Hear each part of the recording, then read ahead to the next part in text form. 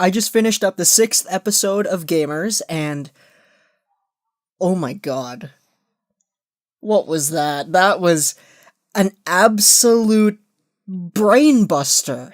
This show, Gamers, in this 6th episode, starting around the 3rd episode, this is when I was like, okay, I'm actually really getting into this. I like this show. Episodes 4 and 5 were kind of getting into that mindset of, oh my god, this misunderstandings, dystopia right here. This is what's going on, and these characters are putting themselves through so much emotional stress.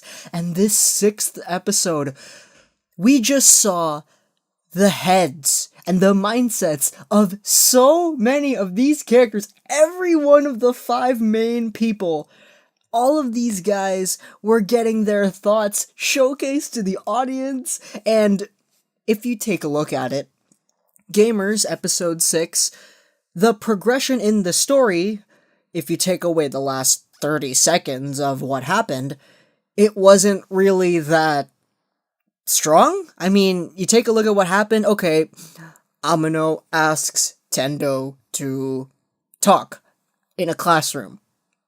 That's all that happened. The rest and everything else that happened in this show, in this episode, and what makes it so fun to watch, was that we saw the inner workings of all of these characters and all of their thought processes. It was absolutely mind-blowing to go through this experience.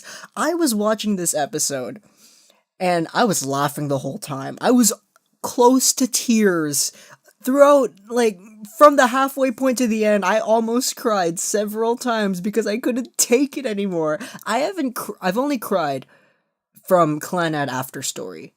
And Gamers, for some reason, has gotten me close to that. Not because of an emotional kind of like, oh, I'm sad, but like, this show is too much. It's way too much, but I love it for that. This show took things to an entirely new level when it comes to misunderstandings. And okay, you know what, let's just begin. What happened in this episode? Well, to sum everything up, everybody is overthinking the small situation that Uehara sets up that, okay, Tendo and Amano are going to talk in a classroom. He has something he wants to tell her. And the whole episode is just the characters and what they're thinking of this situation, and how each of them varies in their own mindset of what's going on. I love that they wrote this in such a way that all of the 5 main characters have an entirely different sense of what's going on in the story. Because, as I said earlier, in terms of the plot, there wasn't really that much that happened. You could fit that one small moment into like 3 minutes. But this show is filled with so much exposition and insight into what these characters feel. It really puts you at the edge of your seat, and you get so invested into these characters early on that you can't help but pay attention to what they're saying in this episode 6. And this episode 6 was just an absolute mind boggle, because everybody was freaking out about it. And, you know, they did a good job relating this to how people feel about real life situations. I mean, I can't count the amount of times I've gone through something like that, but of course it was just my point of view, and because, you know, I'm me, I think that I'm right. I'm sure that all of the characters in this show felt that they were right in terms of what they thought was going to happen, and to see everything clash together, it was fantastic. Us, as the viewers, we have the gift of getting a third-person, unlimited omniscience point of view on this show, wherein we know the thoughts of every single character, and that's what makes this show great. If we had a third-person, limited omniscience point of view, where we only saw the main character, Amano's point of view, it wouldn't really be that good. I mean, he was just kind of calm about it the whole time. He only freaked out, like, towards the very end. But having the build-up of the three quote-unquote side characters, Aguri, Uehara, and Chiaki, having these three clash was just fantastic. And then Tendo as well, she was kind of overthinking it as well. I also want to praise the animation, because the scene towards the end, before Tendo enters the classroom, when she leaves her own classroom, gets up and walks to class 2F, I was blown away by that animation. It was very well done. I give props to the studio for that. So, basically, that concludes another episode of Misunderstandings, the anime.